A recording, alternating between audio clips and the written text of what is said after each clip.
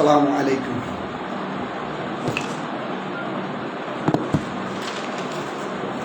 আমার কথা কি শোনা যাচ্ছে? সবাই একটু লাইক কমেন্ট শেয়ার করবেন। আমার কথা কি শোনা যায়?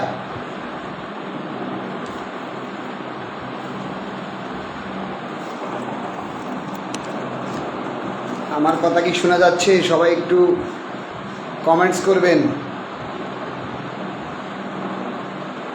শোনা যাচ্ছে কি না?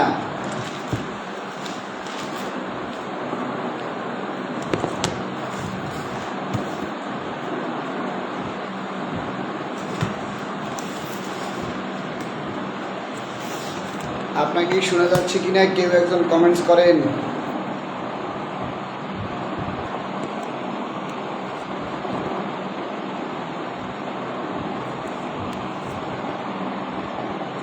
শোনা যাচ্ছে? হ্যাঁ, নজরুল ইসলাম মোরল ভাই শোনা যায় ভাই? হ্যাঁ আলহামদুলিল্লাহ, জি শোনা যাচ্ছে।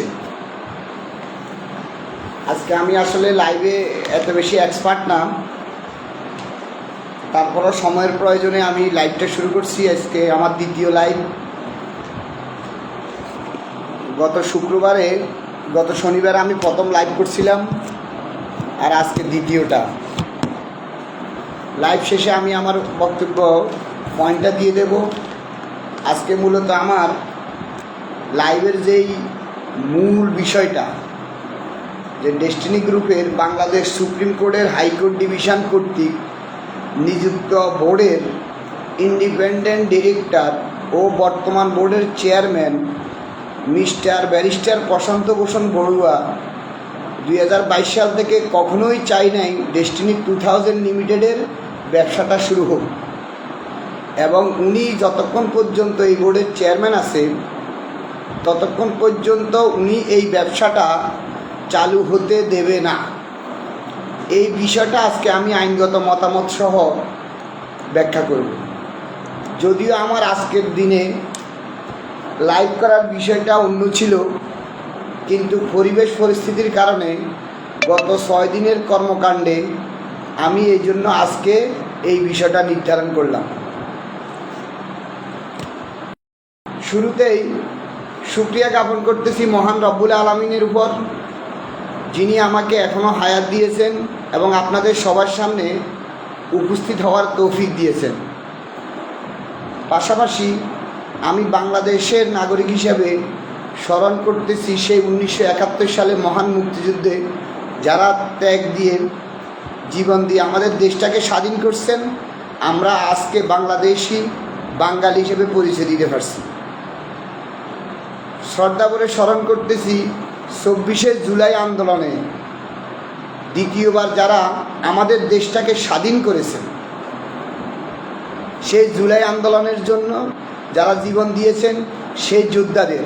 কারণ আমাদের বাংলাদেশের উপর আওয়ামী লীগ দোসর ফ্যাসিবাদ এত বেশি জেঁকে বসেছিল, আমাদের মনে হয়েছিল 2041 সাল বা হাসিনা জীবিত থাকা অবস্থায় আমরা আর কথা বলার অধিকার অর্জন করতে পারবো না। মহান রাব্বুল আলামিনের কাছে শুকরিয়া যে ছাত্র আন্দোলনের মাধ্যমে হাজার হাজার রক্তের বিনিময়ে জুলাই আন্দোলন সফল হওয়ার কারণে আজকে আমরা কথা বলতে পারছি। পাশাপাশি আজকে স্মরণ করতেছি মানবতার মুক্তিদূত হজরত মুহাম্মদ সাল্লাল্লাহু আলাইহি সাল্লামের জন্মদিন গেছে, ঈদে মিলাদুন্নবী। এই জন্য আজকে আমি আমার ধর্মীয় পোশাকে এসেছি। আইন পেশা থাকার কারণে আইন পেশা না এসে ধর্মীয় পোশাকে আসছি।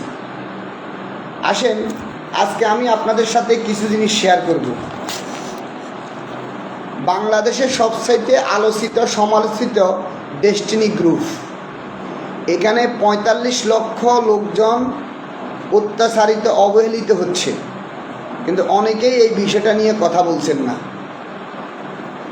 সেই আমাদের এই ডেস্টিনি গ্রুপের 2 জন founder doctor Mohammad Rafiqul Amin sir এবং Mohammad Hossain sir Canadian lifestyle বর্জন করে আরামায়েশের, আজকে আমেরিকা কানাডার কেউ যদি নাগরিক হয় এবং ওই দেশ থেকে সাধারণত ওনারা আসে না, কিন্তু ওনারা যখন এই মাল্টিলেভেল মার্কেটিং বা ডাইরেক্ট মার্কেটিং সিস্টেমের সাথে পরিচিত হওয়ার পরে ওনারা দেখলো এই সিস্টেমটা যদি আমরা বাংলাদেশে নিয়ে যাই, আমাদের বাংলাদেশ গরিব কান্ট্রি, তাহলে আমরা এই ব্যবসাটা ডেভেলপ করে বাংলাদেশে বেকারত্ব দূর করতে পারব। এরই ধারাবাহিকতা ওনারা ডক্টর মোহাম্মদ রফিকুল আমিন স্যার ও মোহাম্মদ হোসেন স্যার 90-এর দশকে নিজেদের ক্যানাডিয়ান লাইফস্টাইলকে ত্যাগ করে বাংলাদেশে এসে মাল্টিলেভেল মার্কেটিং শুরু করেছিলেন। শুরুতে ওনাদের সাথে কেউই একমত হয় নাই, যার সাথে আলোচনা করছে নেগেটিভ, যার সাথে আলোচনা করছে নেগেটিভ। পরবর্তীতে ওনারা 2000 সালে ডেস্টিনি 2000 লিমিটেড গঠন করেন। গঠন করে একজন দুজন থেকে হাঁটি হাঁটি ফাঁ করে এখানে কম বেশি 45 লক্ষ ক্রেতা পরিবেশক ডিস্ট্রিবিউটর বিনিয়োগকারী এটার সাথে যুক্ত হয়। এবং আমাদের 2012 সাল পর্যন্ত অনেকগুলো স্বপ্ন ছিল। এই স্বপ্নগুলো বাস্তবায়নের দ্বারপ্রান্তে আমরা ছিলাম। তৎকালীন স্বৈরশাসক শেখ হাসিনা দেখলো যে ডেস্টিনি গ্রুপ যেভাবে এগিয়ে যাচ্ছে এবং আমাদের 2012 সালের 12 ডিসেম্বরের মধ্যে টার্গেট ছিল ডেস্টিনির পতাকা তলে 1 কোটি লোককে সমবেত করা হবে। তৎকালীন স্বৈরশাসক চিন্তা করলো এই যে 1 কোটি লোক যদি একটা পতাকা তলে আসে, ইতিমধ্যে 2008 সালে আওয়ামী লীগ সরকার গঠন করে আস্তে আস্তে বিরোধীদের দমন করা শুরু করেছে, রাজনৈতিক দলগুলোকে আস্তে আস্তে দমন করা শুরু করছে। পাশাপাশি উনি দেখলো ব্যবসায়িক সাইনবোর্ডে 1 কোটি লোক যদি 12 সালের ডিসেম্বরের মধ্যে ডেস্টিনি গ্রুপের অ্যাড হয়ে যায়, তাহলে এইটা ওনার জন্য রাজনীতির জন্য একটা থ্রেড হতে পারে। তাই তিনি যে কাজ করছে, তৎকালীন হলুদ মিডিয়া সাংবাদিকরে আমাদের বিরুদ্ধে লাগিয়ে দিয়ে লেখালেখির মাধ্যমে তৎকালীন দুদক 2টা মামলা করে কলাবাগান থানায় 31 জুলাই।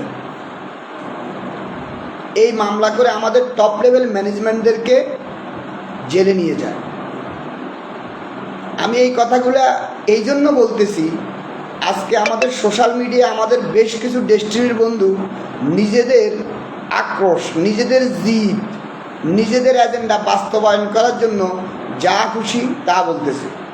সোশ্যাল মিডিয়া আমরা যা খুশি তা বলতে পারি। হ্যাঁ, ওনাদের দোষ দিচ্ছি না, আমিও একসময় বলেছিলাম। আসলে আমিও একসময় কনফিউজড ছিলাম, মূল বিষয়টা নিয়ে কনফিউজড ছিলাম। আমি বুঝতে পারি নাই, আমিও একসময় উল্টাপাল্টা লিখতাম। পরবর্তীতে মহান রাব্বুল আলামিনের অশেষ মেহেরবানিতে আমি প্রকৃত সত্য উদ্ঘাটনের চেষ্টা অবিরত ছিলাম। এখন বর্তমানে যারা সোশ্যাল মিডিয়ায় বিভিন্ন ধরনের বক্তব্য দিচ্ছে, বিশেষ করে আমি বলবো শুধুমাত্র টার্গেট করতেছে ডক্টর মোহাম্মদ রফিকুল আমিন স্যারকে। আমি শুধু বলবো আপনারাও কনফিউজড হয়ে আছেন, যেহেতু সুযোগ আছে আপনারা প্রকৃত সত্য জানুন। দয়া করে 45 লক্ষ লোকের ক্ষতি করবেন না। কি করে আমরা মনের অজান্তেই 45 লক্ষ লোকের ক্ষতি করে যাচ্ছি, এই ব্যবসাটা শুরু করার সুযোগ থাকা সত্ত্বেও আমরা শুরু করতে পারতেছি না, বা শুরু করাইতে পারতেছি না, বা প্রকৃত ভালোবাসা যারা ব্যবসাটা শুরু করতে চায় তাদেরকে কিভাবে ব্লক করা যায়, আর যারা ব্যবসাটা শুরু করতে চাচ্ছে না বা অভিনয় করতেছে অভিনেতা, তাদেরকে কিভাবে উৎসাহ দেওয়া যায়, আমরা সেটা নিয়েই ব্যস্ত। আমরা যে যতটুকু বুঝেছি সেটা নিয়ে এগিয়ে যাচ্ছি। আমি প্রকৃত বিষয়টা আইনের দৃষ্টিতে বোঝানোর চেষ্টা করব। আমি শুধু আপনাদেরকে একটা কথা বলবো, আজকে যারা social media doctor Mohammad Rafiqul Amin sir, Mohammad Hossain স্যারের বিরুদ্ধে কথা বলতেছেন, আমি চ্যালেঞ্জ করে বলতে পারি 2001 সাল থেকে 2012 সাল পর্যন্ত আমরা কেউই কোনো নেগেটিভ কথা বলি নাই। এর পরবর্তীতে যখন 2012 সালে আমাদের ম্যানেজমেন্টরা জেলখানায় চলে যায়, ওনারা কিন্তু ইচ্ছাকৃত জেলখানাতে যায় নাই, ওনাদেরকে জোর করে মামলা করে ওনাদেরকে জেলে যেতে বাধ্য করেছে।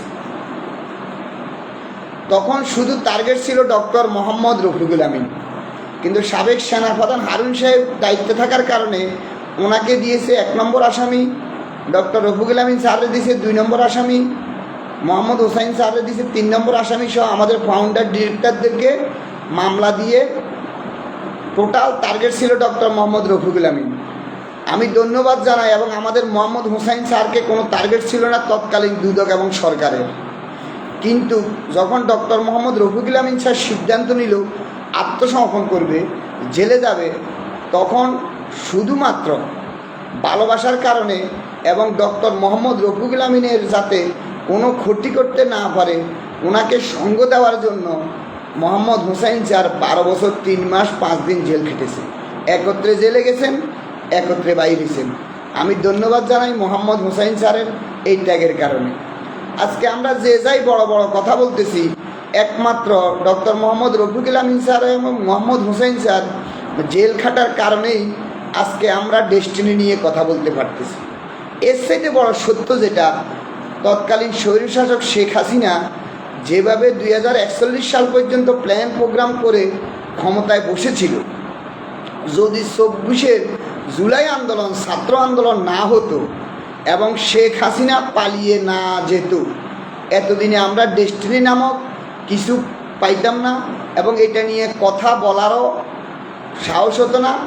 হয়তো আমি ইতিমধ্যে এই যে লাইভ করা অবস্থায় আমাকে এখান থেকে অ্যারেস্ট করে নিয়ে যাইত, আমি নিজেও হয়তো বলতাম না।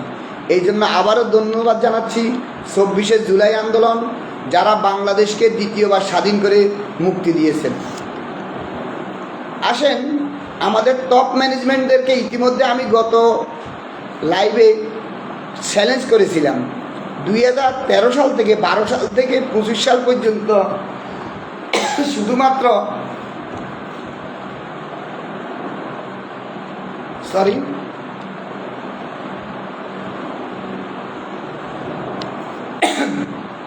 একটাই প্রচারণা ছিল, ডক্টর মোহাম্মদ রফিকুল আমিন স্যার এবং মোহাম্মদ হোসাইন স্যার জেল থেকে বাইর হতে চাচ্ছে না এবং ওনার বাইরে যারা ওনাকে জেল থেকে বাইরে নিয়ে আসার জন্য টাকা তুলছে, বিভিন্ন জায়গায় করছে, তারাই এইটা প্রচার করছিল। এবং একটা সময় এমনভাবে এই মিথ্যাটা প্রচার করছিল, আমরাও সেটা বিশ্বাস করতে বাধ্য হয়েছিলাম।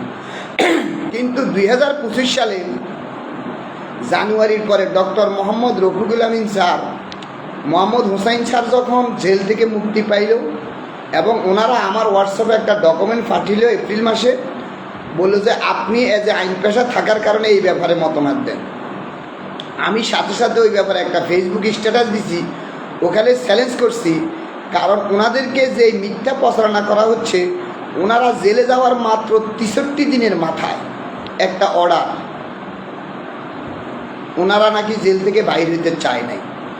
আসলে ওখানে যখন একজন আসামি জেলখানায় থাকে তখন আর ওনাদের কোনো ভূমিকা থাকে না, এখানে ভূমিকা থাকে মূলত আইনজীবী এবং তদবির কারণ।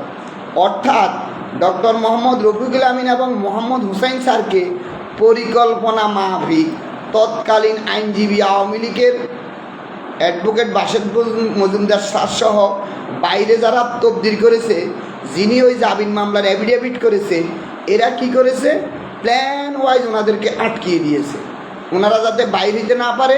সুবিধাটা কি, এক, ওনাদের জামিনের জন্য বাহিরে এটা দেখা দেখা টাকাগুলো নেওয়া যাবে, খাওয়া যাবে। সেকেন্ড হলো ডেস্টিনির সম্পদগুলো ভোগ করা যাবে জায়গা জায়গা ব্যক্তিগত লাভে। আসেন, ইতিমধ্যে এটা নিয়ে আমি চ্যালেঞ্জ করেছি এবং গত সপ্তাহে গত রবিবারে একটা ফোর্স দিয়েছি। অদ্যাবধি কোনো ব্যক্তি সাহস করে আমাকে বলতে পারে নাই যে তুমি এটা মিথ্যা বলেছ। এবং এটা নিয়ে বলছিলাম আইনগত মতামত দেব কয়েকজন আইনজীবী নিয়ে, কারণ আমি ছোট আইনজীবী, আইন পেশায় আমাকে নিয়েও বিভিন্ন নেগেটিভ কথা বলে। এই জন্য আমি নামি দামি বাংলাদেশ হাইকোর্টের, সুপ্রিম কোর্টের অ্যাডভোকেট, ব্যারিস্টার, এদেরকে দিয়ে মতামত দেবো ইনশাল্লাহ। কিন্তু গত 8 দিনে কেউ কিন্তু এটা চ্যালেঞ্জ করে নাই যে ইউনুস তুমি ভুল করেছ। তাহলে এইটা প্রমাণিত যে আমাদের ডক্টর মোহাম্মদ রফিকুল আমিন স্যার এবং মোহাম্মদ হোসাইন স্যারকে পরিকল্পনা মাফিক আটকে দেওয়া হয়েছে সরকার। পরবর্তীতে যারা বাহিরে ওনাদেরকে তবদিল করছে, এনাদের মধ্যে থেকে কেউ কেউ আটকিয়ে ওনাদেরকে 12 বছর 3 মাস 5 দিন জেল খাটতে বাধ্য করেছে। আসুন, পরবর্তীতে এরই মাঝে আজকে প্রমাণিত ডক্টর মোহাম্মদ রফিকুল আমিন স্যার সহ যেদিন ওনারা আত্মসমর্পণের পূর্বে ওনারা ওনাদের কোম্পানির দায় দায়িত্ব একটা কমিটি করে সিইও করে সব দায়িত্ব বুঝে দিয়ে গেছিল ব্যবসাটা চালু করেন। তাহলে কেন ব্যবসাটা চালু করলো না, কেন ট্রেড লাইসেন্স নবায়ন হইল না, কেন ওয়েবসাইটটা ডেভেলপ হইল না, কেন অডিটগুলো হইল না?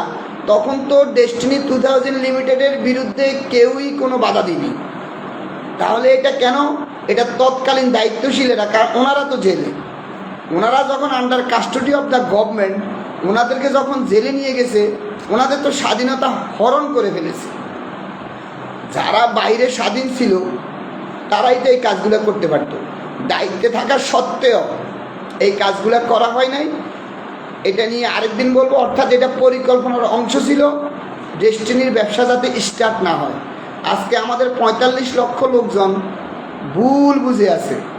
আমি শুধু এই 45 লক্ষ লোকের যারা নিরপেক্ষ এবং বিরুদ্ধে আছে তাদেরকে পরিষ্কার ধারণা দেওয়ার জন্য আমার এই লাইভ প্রোগ্রাম, এবং আমি চেষ্টা করবো আল্লাহ পাক রাব্বুল আলামিন যদি আমাকে বাঁচিয়ে রাখেন প্রতি শনিবারে এই লাইভটা কন্টিনিউ করার জন্য।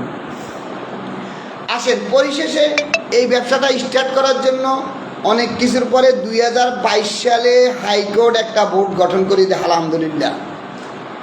তাহলে আজকে আমার মূলত হাইকোর্টের সেই বোর্ড নিয়ে কথা বলবো। আসেন, আমাদের পরিচালকদের মধ্যে ডেস্টিনি 2000 লিমিটেডের মূল কোম্পানির শেয়ারহোল্ডারদের মধ্যে যারা মামলার বাহিরে, তারা সহ বোর্ড গঠন করে ডেস্টিনি ব্যবসাটা স্টার্ট করার জন্য ট্রেড লাইসেন্স নবায়ন করে চালু করলো। ওকে, এই পর্যন্ত ঠিক আছে।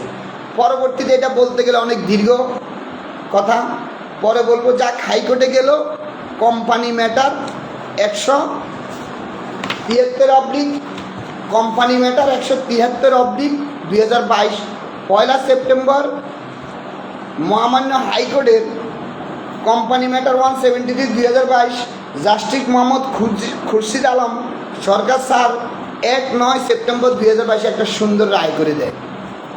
এই রায় করার মধ্যে আমাদের ডেস্টিনি 2000 লিমিটেডের মালিক পক্ষ ছিল 13 জন। 1 মোহাম্মদ জাকির হোসাইন, সাবেক চেয়ারম্যান এবং এই বোর্ডের member. 2 Biplab Bikash Shil. 3 Sanmun Ihsan Shamim. 4 Mohammad Kamrul Hasan Tuhin. 5 Shahzad Al Mahmud. 6 Mohammad Hossain Azad. 7 Mr Sayed Mohammad Iqbal. 8 Mohiuddin Ahmed professor Mohin. 9 Saiful Alam Ratan diamond executive. 10 Mrs Masuda Ismat Aram. 11 Mohammad Ibrahim Khalil Liton. 12 Mrs Hosnehara Islam. 13 Mohammad Sirajul Monir. এই 13 জনে মিলি ব্যবসা করার এজিএম করার অনুমতি নিয়ে হাইকোর্টে যায়। ওকে, হাইকোর্টে রায় দিয়ে দেবে, এজিএম করবে, ব্যবসাটা স্টার্ট হবে। ওকে, তৎকালীন তাহলে কি করতেছে, ঘটনাটা কি ঘটলো এবার আসেন। এই হাইকোর্টে যখন গেছে, তৎকালীন সরকার আওয়ামী লীগ, হাসিনা, হাইকোর্ট থেকে শুরু করে ইতিমধ্যে আপনাদেরকে সব কিছু ছিল তৎকালীন স্বৈর শাসক হাসিনার নিয়ন্ত্রণে। এবং বাংলাদেশের ইতিহাসে আপনারা জানেন তৎকালীন হাসিনা সরকারের প্রধান বিচারপতি আজকে জেলে এবং হ্যান্ডকার করানো হয়েছে। বাংলাদেশের ইতিহাসে, বিশ্বের ইতিহাসে এটা বিরল। একটা দেশের প্রধান বিচারপতি কতটা কারাপ্টেড হইলে তাকে হ্যান্ডকাপ করিয়ে জেলে যেতে বাধ্য হয়েছে, এবং নির্ম আদালতে একজন সামান্য জজের কাছে তাকে দাঁড়াইতে বলছে হ্যান্ডকাপ করা অবস্থায়। এর চাইতে বিচার ব্যবস্থার অধপতন কি হতে পারে বাংলাদেশে? যাক, আসেন, এখন আমাদেরকে এই কোম্পানি বোর্ডটা করে দেওয়ার সময় এই 13 জনের উপরে এবার হাইকোর্ট আমাদেরকে দয়া করছে। আসলে এটা দয়া ছিল না, এটা ছিল আমাদের উপর স্বৈরশাসকের চূড়ান্ত নীলনকশা যে এবার আইনের মাধ্যমে ডেস্টিনিকে ধ্বংস করা হবে। অর্থাৎ ডক্টর মোহাম্মদ রফিকুল আমিন এবং মোহাম্মদ হোসেন স্যারকে জেলে নামার পরেও ওরা ইতিমধ্যে ডেস্টিনি বন্ধের ব্যাপারে রাজি হচ্ছে না। এখানে আরও মজার ব্যাপার হলো 2012 সালে ওনাদেরকে যখন মামলাটা করা হয়, তখন মানি লন্ডার, আমি যদি ভুল বলে না থাকি, আইনের ব্যাখ্যা আছে, গেজেট আছে, সম্ভবত তখন মানি লন্ডারিংয়ের আইনের সর্বোচ্চ সাজা ছিল 7 বছর। পরবর্তীতে এই মানি লন্ডারিং আইনটাকে সংশোধন করে তৎকালীন আওয়ামী লীগ স্বৈরশাসক, এবং এটা সর্বোচ্চ সাজা করে 12 বছর। এবং 22 সালে যখন এই ভোট করে, সেটা আরেকবার বলবো, অর্থাৎ এই স্বৈরশাসক একবার দেখলো মানি লন্ডারিং আইনে অত এনাদেরকে আটকানো যাবে না 12 বছর ওভারটেক করলে। কারণ আইনজীবী যারা আছে তারা জানে, কোনো একটা মামলা যদি আপনি জেলে থাকেন,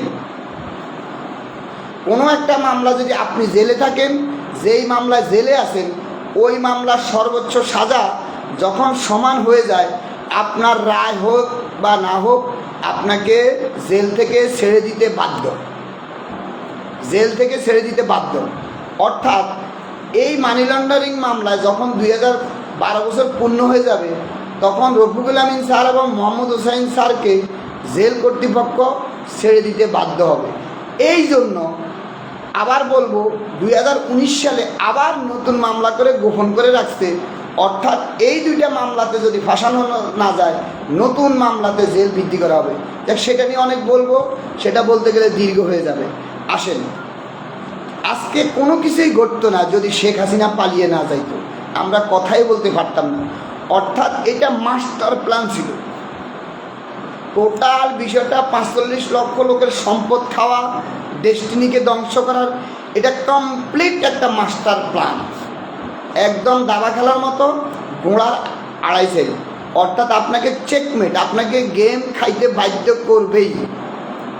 আসেন, এখন এই যে আমাদের 13 জন, এই 13 জনের উপর এবার হাইকোর্ট অবশ্যই যেই 6 জনকে দিছে, এটার মধ্যে সম্মানী লোক আছে, কারাপ্টেডের লোক আছে। সম্মানী লোকও দিছে 6 জন। আসেন, 6 জন কাকে দিছে? Number 1, mister justice Mainul Islam Chowdhury sir, অবশ্যই সম্মানিত ব্যক্তি। উনি retired honourable justice of the Bangladesh supreme court. Bangladesh supreme কোর্টে উনি অবসরপ্রাপ্ত বিচারপতি ছিলেন। ওনাকে শুরুতেই চেয়ারম্যান পদবিতে দেয়। সেকেন্ড কাকে দিয়ে দিয়েছে?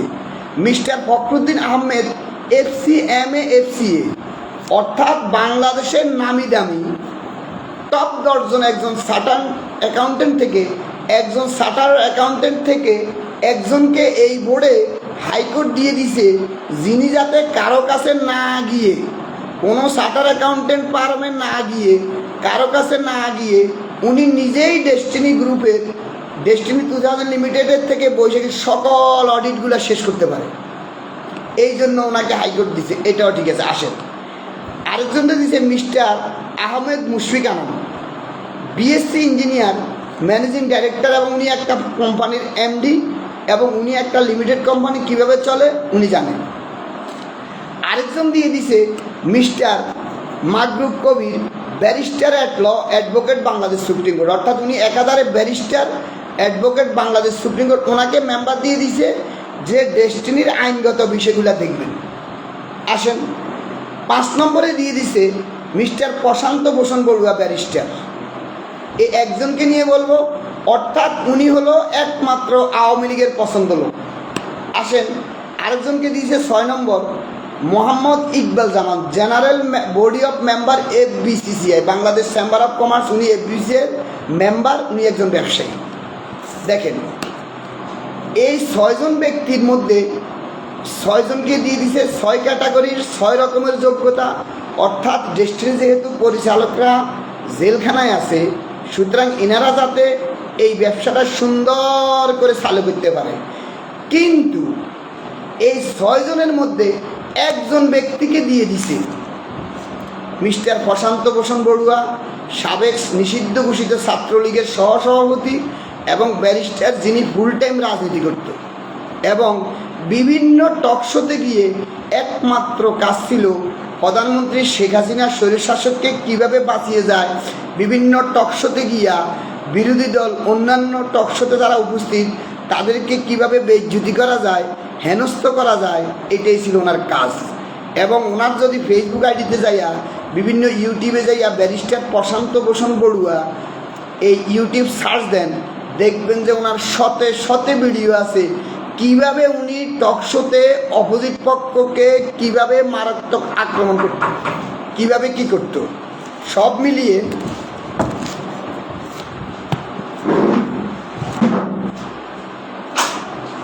আমি একটা লাইভ করতেছি, আধা ঘন্টা কথা বলা যাবে।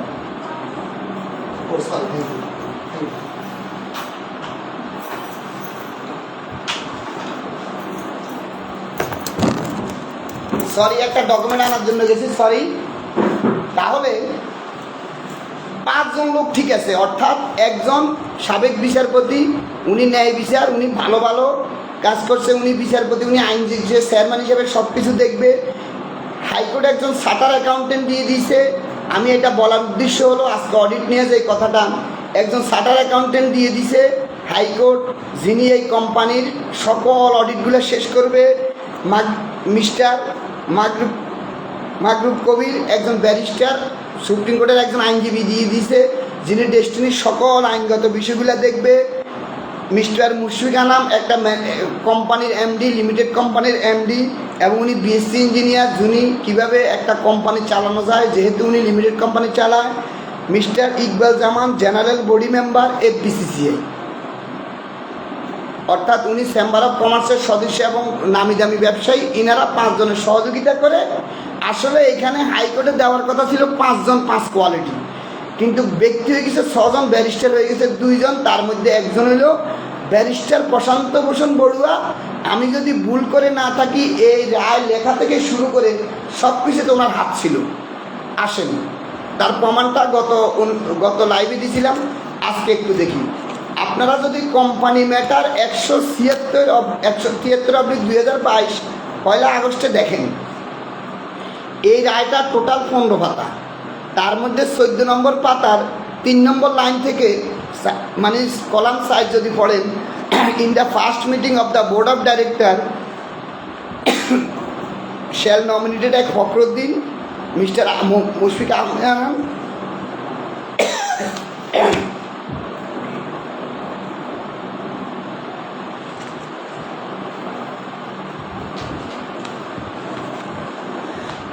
এই রায়টা টোটাল 15 পেজ। 14 নম্বর পেজে 3 নম্বর লাইন যদি আপনারা পড়েন, ওখানে দেখেন 2012 সালে যখন আমাদের ম্যানেজমেন্টকে জেলখানায় নিয়ে যায়, এবং এখানে আপনাদেরকে আরেকটা কথা বলি, আমাদের কোম্পানির সকল ব্যাংক অ্যাকাউন্ট এবং পরিচালকদের ব্যাংক অ্যাকাউন্ট থেকে সব কিছু ফ্রিজ করে দেয়, ব্লক করে দেয় লেনদেন। এবং এইখানে আইনে আমাদেরকে কী অন্যায় করা হয়েছে, বাংলাদেশের প্রচলিত আইনে, ব্যাংক কোম্পানি আইনে যেইটা করা হয়, আপনার বিরুদ্ধে মামলা হবে, মামলা হওয়ার পরে আদালতের অর্ডার নিয়ে, ব্যাংক আদালতের অর্ডার নিয়ে তারপরে ব্যাংক অ্যাকাউন্ট ফ্রিজ করতে হয়, বন্ধ করতে হয়। কিন্তু আমাদের বেলায় যেই ঘটনাটা ঘটছে, ডেস্টিনি গ্রুপের বেলায় কী পরিমাণ অন্যায় করা হয়েছে, আজকে আমরা এই কথাগুলো কার কাছে বলবো? আমাদের বিরুদ্ধে লেখালেখির পরে মামলা করা হয়েছে 31শে জুলাই কলাবাগান থানায়। তাহলে আগস্ট মাসে আদালতের অনুমতি নিয়ে ব্যাংক অ্যাকাউন্টগুলো ব্লক করার কথা ছিল। কিন্তু আপনি যদি ব্যাংকে দেখেন, শুধুমাত্র দুদক ফোন করে মে মাসে আমাদেরকে ব্যাংক অ্যাকাউন্ট বন্ধ করে দেয়, সকল ব্যাংক অ্যাকাউন্ট 1 মাসের জন্য, এবং ব্যাকেটে লিখে দেয় ডেস্টিনি গ্রুপের 2টা প্রতিষ্ঠান, অর্থাৎ মিডিয়া, দৈনিক ডেস্টিনি এবং বৈশাখী টেলিভিশন ব্যতীত, অর্থাৎ মিডিয়ার 2টা অ্যাকাউন্ট ছাড়া সকল অ্যাকাউন্ট বন্ধ করে দেয়। ওকে, প্রথমে মে মাসে 1 মাসের জন্য স্থগিতাদেশ দেয়। তাহলে মে মাসের মাঝামাঝি, জুন মাসের মাঝামাঝি এটা শেষ। যখন দেখছে যে ইতিমধ্যে মামলা করার কোনো কারণ নাই, তখন জুন মাসের 26-19 তারিখ আবার এটাকে বৃদ্ধি করে 1 মাস লক করে এটা জুলাই পর্যন্ত নেওয়া হয়। তারপরে জুলাইতে যেয়া মামলা করে তারপরে এই যে ব্যাংক অ্যাকাউন্ট ব্লক করা হয়েছে, এটাকে জায়েজ করা হয় আইনের দৃষ্টিতে। অর্থাৎ আগে আমাদের প্রতি অন্যায় করা হয়েছে, আগে আইন প্রয়োগ করা হয়েছে অন্যায়ভাবে, তারপরে মামলা করা হয়েছে, তারপরে এটাকে, যাকে এগুলো বলতে গেলে, অর্থাৎ ডেস্টিনির ব্যাপারে যে কথাটা হয়েছে বিশ্বের ইতিহাসে বিরল। এখানে যে আইনের কোনো কিছু মানে নাই, সম্পূর্ণ অন্যায়ভাবে আইন চাপিয়ে দেওয়া হয়েছে, এটা বিশ্বের ইতিহাসে বিরল। আসেন, তাহলে যেটা বলছিলাম, 2022 সালে এই যে রায়টা দেওয়া হয়েছিল, প্রশান্ত ভূষণ বড়ুয়া যে এই রায় লেখার পূর্বেই এটাকে তৎকালীন হাসিনার খাসলোক হিসাবে, শেখ হাসিনা আওয়ামী লীগের দোষর হিসাবে এই রায় যুক্ত হয়েছে এবং এই রায় লিখে দিছে, তার প্রমাণ হলো দেখেন 14 নম্বর পেজে 4 নম্বরে লেখা আছে, in the first meeting of the board of director shall nominated 1 mister Fakhruddin, 2 mister Ahmed Mushfiq Anam, 3 Prashanta Bhushan Barua as the director of Baishakhi television subsidy of the district 2000। অর্থাৎ বাংলাটা হলো এই তিনজনকে, অর্থাৎ প্রথম মিটিংয়ে আদালত দিয়া রায়টা লেখাই নিছে। অর্থাৎ ইতিমধ্যে প্রধান বিচারপতি যে অনেকগুলো রায় হাসিনা লেখাই দিছে। যেটা আপনাকে বলি, এই যে কোটা আন্দোলনের বিষয়ে দেখেন, হাসিনা কিন্তু কোটা আন্দোলনে, এরা যখন কোটা আন্দোলন করছিল কি বলছিল, ওরা আদালতে যায়, আমার তো কিচ্ছু করার নাই, এবং চূড়ান্ত ডেট দিছিল কিন্তু 7 আগস্ট, অর্থাৎ আদালতের মাধ্যমে সিদ্ধান্ত দিব। 7 আগস্ট আসে নাই, 5 আগস্টের আগেই হাসিনা পতন হয়ে গেছে। ঠিক এখনও প্রশান্ত ভূষণ বড়ুয়া গত জুলাই মাসে আদালতে যান। এই যে রায়টা লিখে দিছে, অর্থাৎ এখানে বলা আছে 173/2022 1 সেপ্টেম্বরে রায় দেওয়ার পূর্বেই লিখে দিছে 14 নম্বর পেজে, পরিচালনা পর্ষদের প্রথম সভায় জনাব ফখরুদ্দিন, জনাব আহমেদ মুশফিক আনাম এবং জনাব প্রশান্ত ভূষণ বড়ুয়াকে ডেস্টিনি 2000 লিমিটেডের সহযোগী প্রতিষ্ঠান বৈশাখী টেলিভিশন লিমিটেডের পরিচালক হিসাবে মনোনীত করবে। অর্থাৎ ওই মুহূর্তে বৈশাখীর ইনকাম চলে, উনি প্রশান্ত বাই নেমে আদালত থেকে অর্ডার দিয়ে উনি ডাইরেক্ট বৈশাখীতে যাইয়া নাম সহ, অর্থাৎ ওখানে কিন্তু কোম্পানি আইন 1994 অনুযায়ী কী কথা ছিল, এখানে 19 জনে বোর্ড মিটিং করবে, মেজরিটি যেই সিদ্ধান্ত দেয় সেটাই বাস্তবায়ন হবে। বৈশাখীতে কে যাবে না যাবে এটা কিন্তু এই 19 জনে বসে সিদ্ধান্ত নিবে। সেইটা না করে ডাইরেক্ট আদালতকে দিয়া ওই রায়ের মধ্যে, আপনারা বিশ্বাস না হলে রায়টা পড়ান, আমি আদালতের বিষয়ে বলতেছি একদম প্রমাণ সহকারে। অর্থাৎ উনি ওখানে কোম্পানি আইনকে তোয়াক্কা না করে আদালতকে কনভিন্স করে ওখানে লিখে নিছে প্রথম বোর্ড মিটিংয়ে যাতে ওনাকে এবং Fakhruddin sir charter accountant, charter accountant Fakhruddin স্যারের নিচে অডিট করতে হবে বৈশাখীর, তারপর আহমেদ মুশফিক আনাম যিনি এখনও বাংলাদেশে আছে, এই 3 জনকে নিয়ে নিছে। আসেন, এই তো রায়টা বাইর হয়ে গেল। ওকে, এই রায়টা বাইর হওয়ার পরে দেখেন, এই রায়টা বাইর হয়েছে 1 সেপ্টেম্বর। আসেন, এই যে উনি আজকে আমার মূল আলোচ্য বিষয়, অর্থাৎ প্রশান্ত ভূষণ বড়ুয়া যে ডেস্টিনি 2000 লিমিটেডের ব্যবসাটা শুরু করতে চায় না এবং শুরু করবে না, এটার প্রমাণ দেওয়ার জন্য বলতেছি। অর্থাৎ উনি যা যা চাইছে তা করে নিছে, উনি যাহা চায় নাই তাহা করে নাই, করতে দেয় নাই। মহান রাব্বুল আলামিনের কাছে শুকরিয়া যে আজকে যদি হাসিনা পালিয়ে না যেত, 5 আগস্ট না ঘটত, 36 জুলাই না ঘটত, জুলাই বিপ্লব না ঘটত, তাহলে আমরা কিছুই করতে পারতাম না। এতদিন ব্যারিস্টার প্রশান্ত ভূষণ বড়ুয়ার হাতে আমাদের ডেস্টিনি গ্রুপের কবর রচনা হইত এবং ডক্টর মোহাম্মদ রফিকুল আমিন এবং মোহাম্মদ হুসাইন স্যারকে জেল থেকে তো বাইর হতে দিতই না, ওনারাও জেলে থাকতো এবং আল্লামা দেলোয়ার হোসেন সাইদির মতো হয়তো ওনাদেরকে জেল থেকে লাশ বাইর দিত। মহান রাব্বুল আলামিনের কাছে শুকরিয়া, 45 লক্ষ লোকের দোয়া আছে, ডেস্টিনি ব্যবসাটা আবার কামব্যাক করবে, বিশ্বের ইতিহাসে কামব্যাক করবে, ইতিহাস গড়বে, বেকার মুক্ত বাংলাদেশ হবে এবং আমরা আমাদের বিনিয়োগ ফেরত পাবো, সমাজের চিটিং বাট্টা অবহেলা থেকে মুক্তি পাবো। এই জন্য হয়তো আল্লাহ আমাদেরকে দয়া করে 36 জুলাই গঠন করে হাসিনাকে চালিয়ে যেতে বাধ্য করেছে, প্রশান্ত ভূষণ বড়ুয়ার শক্তি কমিয়েছে এবং আজকে আমরা কথা বলতে পারছি। আসেন, আপনারা এখানে অনেকেই জানেন শুধু কোম্পানি ম্যাটার 173 2022 লাফালাফি করতেছে। এরই মাঝে বৈশাখী টিভির এজিএম নিয়ে কোম্পানি ম্যাটার 308 2021 আরেকটা ম্যাটার আছে, সেটা নিয়ে একটু বলি।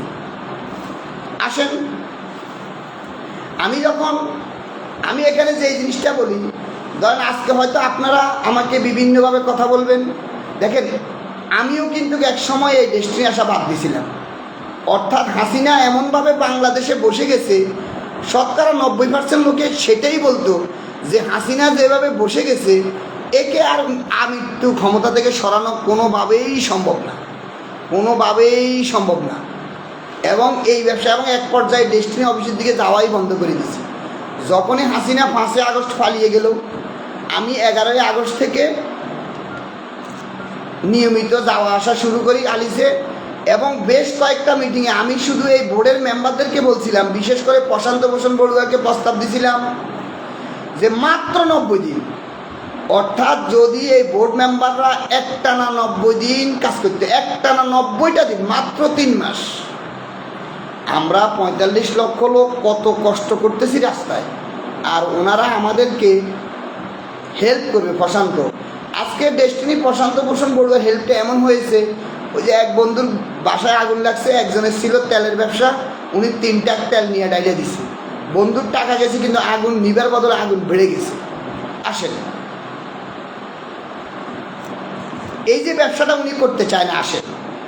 এই যখনই 1 সেপ্টেম্বর রা হয়ে গেছে, এখানে কিন্তু বৈশাখী রেজিএম করার জন্য বৈশাখী টেলিভিশন হাইকোর্টে গেছিল, এবং ওইটা হলো কোম্পানি ম্যাটার 308/2021, কোম্পানি ম্যাটার 308/2021, অর্থাৎ এই 173 2022 আগে 2021 সালে বৈশাখী টেলিভিশনের বিষয় নিয়ে কোম্পানি ম্যাটারে 308/2021 হয়েছে। আসেন, এই 1 সেপ্টেম্বরে যখন এই রায়টা দিছে, অক্টোবর নভেম্বর মাত্র 2 মাস 8 দিনের মাথায়, মাত্র 2 মাসের 8 দিনের মাথায় এই 173 রায়ের বদলে রাদের ক্ষমতা বলে ব্যারিস্টার প্রশান্ত ভূষণ বড়ুয়া গিয়ে কি করলো, আপনার 308 এখানে যাইয়া বৈশাখীর একটা বোর্ড গঠন করে ফেলছে, বৈশাখীর একটা বোর্ড গঠন করে ফেলছে। আসেন, কি বোর্ড গঠন করছে, ওখানে কাকে দিছে, অর্থাৎ এটা করছে 8/11/2022, রায়টা হইল সেপ্টেম্বর মাসের 1 তারিখ 22 সালের। বৈশাখীর বোর্ডটা উনি পুনর্গঠন করছে নভেম্বর মাসের 8 তারিখ, মাত্র 2 মাস 8 দিনের মাথায়। ওখানে 1 নম্বর চেয়ারম্যান, বৈশাখীর chairman Mr Prashanta Bhushan Barua chairman, second Mr Fakhruddin Ahmed charter accountant, okay, ওনাকে নিচে আলহামদুলিল্লাহ অডিটগুলো কমপ্লিট করতে হবে। 3 মিস্টার আহমেদ মুশফিক আনাম, ওনাকে নিচে, উনি একটা কোম্পানির এমডি, কারণ ব্যারিস্টার প্রশান্ত ভূষণ বড়ুয়া তো কোম্পানি আইন বা ব্যবসা প্রতিষ্ঠান কীভাবে চালাবে ওটা জানে না, এই জন্য মুশফিক আনাম সাহেবকে নিচে এমডি। চতুর্থ আরেকজনের আছে mister Tipu Alam share holder. এবং এই রায়ের নিচে দিই টিপু আলম সাহেবকে এমনভাবে করছে, উনি 1% নিচে, উনি কোনো, অর্থাৎ টিপু আলম সাহেবের বিরুদ্ধে এমনভাবে করছে, অর্থাৎ উনি টিপু আলম সাহেব যাতে ডক্টর মোহাম্মদ রফিকুল আমিন বা ডেস্টিনি বা এদের কাউকে সহযোগিতা করতে না পারে। আমি এই রায়টা মাত্র 9 দিন আগে ডক্টর মোহাম্মদ রফিকুল আমিন স্যারের সাথে যারা কাজ করে, এরাও অনেকে চায় না আমি টোটাল আইনগত বিষয়ের সাথে যুক্ত হই। আমি অনেক ডকুমেন্ট হাতে পাচ্ছি না, যার কারণে চ্যালেঞ্জ করতে পারতেছি না। এই বৈশাখীর এই বোর্ডটা গত সপ্তাহে একটা মামলার হাজিরা নিয়ে আমার হাতে আসছে। আমি এইটা আশ্চর্য, হাইকোর্টের রায়ের মাধ্যমে টিপু আলম সাহেব যাতে ডেস্টিনি রিলেটেড কাউকে হেল্প করতে না পারে, ওনাকে পর্যন্ত এই রায়ের বিরুদ্ধে এমনভাবে বলা আছে, এটা আমি ব্যাখ্যা করে বলতে গেলে আজকে লাইভ অনেক লম্বা হয়ে যাবে। আমি শুধু আজকে আপনাদেরকে বলবো, যারা আজকে ব্যারিস্টার প্রশান্ত ভূষণ বড়ুয়াকে নায়ক ভাবতেছেন, ওনাকে দিয়ে ডেস্টিনি উদ্ধার করবেন ভাবতেছেন, উনি মাল্টি লেভেল মার্কেটিংয়ের এমএলএমের কী বুঝে? উনি তো দেখেন, উনি মাত্র 2 মাস 8 দিনের মাসায় বৈশাখী টেলিভিশনের চেয়ারম্যান হইয়া সেখানে ফখরুদ্দিন সাহেবের সাথে নিয়ে একটা বোর্ড গঠন করে ওখানে আমাদের এই 13 জন ডেস্টিনির মালিকের কাউকে রাখে নাই। ডক্টর মোহাম্মদ রফিকুল আমিন স্যার কষ্ট অর্জিত ডেস্টিনি গঠন করে বৈশাখী মিডিয়া আমাদের পক্ষে কাজ করছে। এবং আমিও দেখেন বৈশাখী মিডিয়া আজকে আপনারা অনেকেই বলতেছেন বৈশাখী মিডিয়ার মাধ্যমে ডক্টর মোহাম্মদ রফিকুল আমিন স্যার নাকি ট্রেড বিরুদ্ধে বিভিন্ন বিষয় করছে। আমি তো কাগজপত্র দেখছি বৈশাখীর নিয়ন্ত্রণ ব্যারিস্টার বসন্ত ভূষণ বড়ুয়া, মিস্টার ফখরুদ্দিন, মিস্টার আহমেদ মুশফিক আলম এবং টিপু আলম। আবার টিপু আলমের রায়ের মাধ্যমে থ্রেট দিয়ে দিচ্ছে যাতে এই তিনজনের সাথে কথা বলতে না পারে। তাহলে যদি ডেস্টিনির বিরুদ্ধে বৈশাখী মিডিয়া প্রচার করে ডক্টর মোহাম্মদ রফিকুল আমিন স্যার তো তখন জেলে। তাহলে বৈশাখী মিডিয়া যদি কোনো কারণে ডেস্টিনির বিপক্ষে দাঁড়িয়ে থাকে সেটার জন্য তো বসন্ত ভূষণ বড়ুয়া দায়ী, চেয়ারম্যান। এটা কাগজপত্র বলতেছে, আমার কথা না, এটা আমার কথা না, এটা কাগজপত্র বলতেছে। আসেন, উনি দ্রুত বৈশাখী টেলিভিশন দখল এই কারণে করছে, ওখানে তো ইনকাম চলে, আগে খাইতে হবে। আজকে 45 লক্ষ লোকে বলবো যারা এখন প্রশান্তর পিছনে দাঁড়িয়েছেন, ওনার ব্যাকগ্রাউন্ড দেখেন। উনি ছাত্রলীগের নেতা, উনি আওয়ামী লীগ করে, উনি স্বৈরাচারের দোসর, উনি হাসিনার খাস লোক। আজকে আফসুস, আজকে ডেস্টিনির কিছু লোক আজকে প্রশান্তকে হেল্প করতেছে। আসেন এবার আসল মূল গঠনে আসি। ডেস্টিনিতে চালু প্রথম চেয়ারম্যান ছিল আমাদের ডেস্টিনিতে, এখানে প্রথম চেয়ারম্যান কে ছিল? Mister justice Mainul Hossain sir. ওনাকে এমনভাবে কালার করছে, উনি ব্যক্তিগত কারণ দেখে উনি সম্মানী লোক, ওনাকে চলে যেতে বাধ্য করছে। সেকেন্ড আসছে ফখরুদ্দিন। গতকালকে পিএইচডি মিটিংয়ে জাকির হোসেন কিসলু ভাই এবং বিপ্লব বিকাশশীল অনেকগুলো কথা বলছে, অজানা ইতিহাস আমরা জেনে খুব খুশি হয়েছি, আলহামদুলিল্লাহ। এখন আসেন, সেকেন্ড চেয়ারম্যানে ছিল ফখরুদ্দিন সাটার একাডেমি। আজকে দেখেন আমার হাসতে হাসতে ইচ্ছে করে, এই বর্তমান যে অডিট, এই অডিট আমি করে দিতে চাইছিলাম, আমাকে তাই আমি বোর্ড মিটিংয়ে ডাইরেক্ট প্রস্তাব দিছি যে আপনারা যে অডিটর দিয়া অডিট করাইতে চান আমি অডিট করাই দেব। 4-5 দিন কোনো সিদ্ধান্ত নাই, 7 দিন পরে আমাকে প্রস্তাব দেওয়া হলো আমরা আমাদের পছন্দ মতো অডিটের লোক করাবো, আপনি একটা কাজ করেন আমাদেরকে 50 লক্ষ টাকা দেন। তা আমি বললাম 50 লক্ষ টাকা লোন দিলে তো অডিট হবে না, 40 লক্ষ টাকা আপনারা খাবেন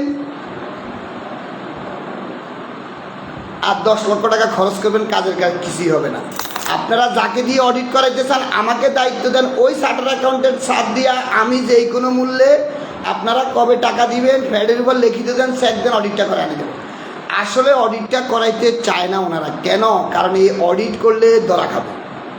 আসলে আমি প্রমাণ দিই, হাইকোর্ট তো যখন আমাদেরকে 6 জন দিয়ে দিছে, ওই 6 জনের মধ্যে second man mister Fakhruddin Ahmed FCMA FCA। আপনারা যারা আজকে প্রশান্তর পক্ষে দাঁড়াইছেন, আপনারা একটু ফখরুদ্দিন সাহেব বাংলাদেশে আপনারা খোঁজ নিয়ে দেখেন, উনি নামি দামি চার্টার্ড অ্যাকাউন্টেন্টদের মধ্যে থেকে একজন। তাহলে বোর্ড গঠনের প্রথম মিটিংয়ে তো উচিত ছিল অডিটটা করে ফেলা। তাহলে আজকে যদি ফখরুদ্দিন সাহেব অডিটে সাইন করতো না, এখানে টাকার দরকার ছিল না কিছুর দরকার ছিল, লোক তো আমাদেরই ছিল। হাইকোর্ট তো ঠিক মতোই দিছে 6 জনকে, শুধু একজন বিতর্কিত, 5 জনকে ঠিক মতো দিছে। একজন দিছে বিচারপতি যিনি বিচার ব্যবস্থা বুঝে, একজন দিছে চার্টার অ্যাকাউন্টেন্ট যিনি চার্টার অ্যাকাউন্টেন্ট অডিটগুলো শেষ করবে, একজন হলো ব্যারিস্টার যিনাকে প্রশান্ত ছাড়া আরেকজন ব্যারিস্টার বোর্ডে আসিল, যিনাকে পদত্যাগ করে চলে যেতে বাধ্য করছে, উনি আইনগত বিষয়গুলো দেখবে। একজন দিছে একটা লিমিটেড কোম্পানির এমডি যিনি এই কোম্পানি এমডি হিসাবে চালাবে। একজন দিছিল চেম্বার অফ কমার্সের সদস্য ব্যবসায়ী, উনি ব্যবসায়ী হিসাবে বিনিয়োগ করবে। তাহলে সেটা না করে শুধু ব্যারিস্টার প্রশান্ত ভূষণ বড়ুয়া আওয়ামী লীগের হাসিনার পছন্দের লোক তো এখানে ঢুকছে একজন, যে ফ্যাসটা। এবং তখন এই ফখরুদ্দিন সাহেবে বারবার চেষ্টা করছে অডিটটা শেষ করতে, ওনাকে সেটা না দিয়ে ভয় দেখাইয়া এবং ওনাকে চেয়ারম্যান থেকে পদত্যাগ করতে তৎকালীন আওয়ামী লীগ এই প্রশান্ত ভূষণ বড়ুয়া বাধ্য করছে, যেটা গতকালকে পিএইচডি মিটিংয়ে জাকির হোসেন কিসলু ভাই বলছে।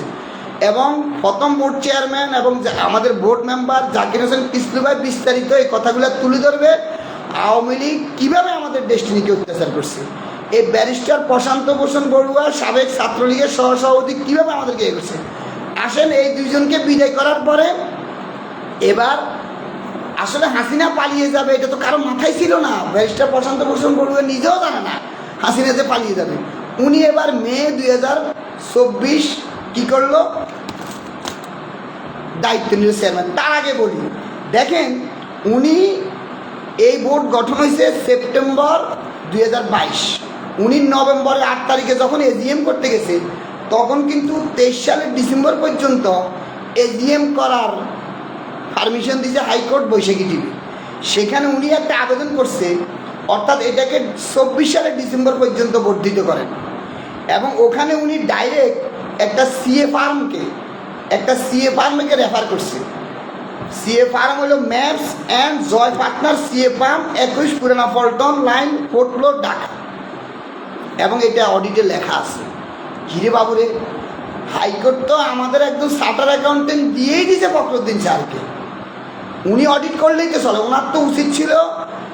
আর তাছাড়া মিস্টার প্রশান্ত যখন চেয়ারম্যান না, ওনার উচিত ছিল যে মিস্টার ফখরুদ্দিন সাহেবে অডিটগুলো শেষ করুক, কিন্তু না, উনি হাসিনার বাস্তবায়ন করার জন্য, হাসিনার ম্যান্ডেট বাস্তবায়ন করার জন্য, অর্থাৎ হাসিনা যে ডেস্টিনি গ্রুপকে ধরছে, ডক্টর মোহাম্মদ রফিকুল আমিনকে জেলে নিয়ে গেছে, দেখতেছে এই 45 লক্ষ লোকের ফাটল দাঁড়ানো যাচ্ছে না, বিদ্রোহ করানো যাচ্ছে না, এই নেটওয়ার্ক ভাঙা যাচ্ছে না, এবার কি করো, আইনের দৃষ্টিতে বৈধভাবে অবৈধ কাজটা করে সকল সম্পদ বিক্রি করো। সম্পদ বিক্রি টিক্রি সেটা তো পরে বলবো, সেটা নিয়ে তো অনেক কথা আছে, আসেন। তাহলে যেখানে আমাদের একজন চার্টার অ্যাকাউন্টেন্ট, সেখানে উনি অডিট করার জন্য একটা সিএ ফার্মকে 2 মাস 8 দিন পরে নিয়োগ দেওয়ার জন্য হাইকোর্টে আবেদন করে ব্যারিস্টার মাইনুলের মাধ্যমে। এই সিএ ফার্মের নাম হলো MABS and J partner CA firm 21 Purana Paltan Dhaka. আপনারা যারা লাইভ পরবর্তীতে আমার সাথে দেখা করতেন, আমি এই ডকুমেন্টগুলো দেখাবো, কারণ রফিকুল আমিন স্যারের সাথে অনেকে কাজ করে, ওদের অনেকেই চায় না আমি এখানে অ্যাড হই। আরে ভাই, আমি তো 1 সাল থেকে 25 বছর এই নেটওয়ার্ক, আমি তো, আপনারা আজকে এখানে অনেকে কান্দাকাটি করতেছেন, কিরণ ভাই কান্দাকাটি করতেছেন, বিভিন্ন নাম ধরে গালাগালি। ভাই আমরা কি হারাইছি? আমি মোহাম্মদ ইউনুস মিয়া 12 সালে শিক্ষানবিশ আইনজীবী হিসেবে বার কাউন্সিলের রেজিস্ট্রেশন পাওয়ার পরে ফর্ম ফিল আপ করছি। 13 সালে আমাকে অ্যাডভোকেসি পরীক্ষা দিতে দেয় নাই, শুধুমাত্র ডেস্টিনির কারণে দুদকের লিস্টে। আমি ফর্ম ফিল আপ করছি, শত আইনজীবী পরীক্ষা দিছে, ফর্ম অ্যাডমিট কার্ড পাইছে, পাস করে অ্যাডভোকেট হয়ে গেছে, আমাকে তো পরীক্ষাটা পর্যন্ত দিতে দেয়নি। এগুলো আমরা কাকে বলবো?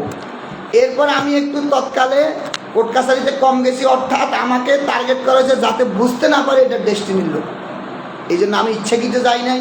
আর আমি গিয়ে কী করতাম, হাসিনার সাথে তো তখন সুরের দেশ অসহায় ছিল, কেউই পারে নাই, কত লোককে আয়না করে নিছে, কতজনকে কী করছে। এই জন্য আমি দেখছি চেষ্টা করার লাভ নেই, ব্যক্তিগত ঝামেলা। যখনই হাসিনা পালিয়ে গেছে আমি আবার অ্যাক্টিভ হয়েছি। দেখেন, এই চার্টার অ্যাকাউন্টেন্ট ফখরুদ্দিন সাহেবরে এখান থেকে সরানোর কারিগর হলেও প্রশান্ত ভূষণ বড়ুয়া, অর্থাৎ অডিট যাতে শেষ করতে না পারে। অডিট শেষ হবে না, ডেস্টিনি সমস্যার সমাধান হবে না, ডেস্টিনি ব্যবসা স্টার্ট হবে না, এরকম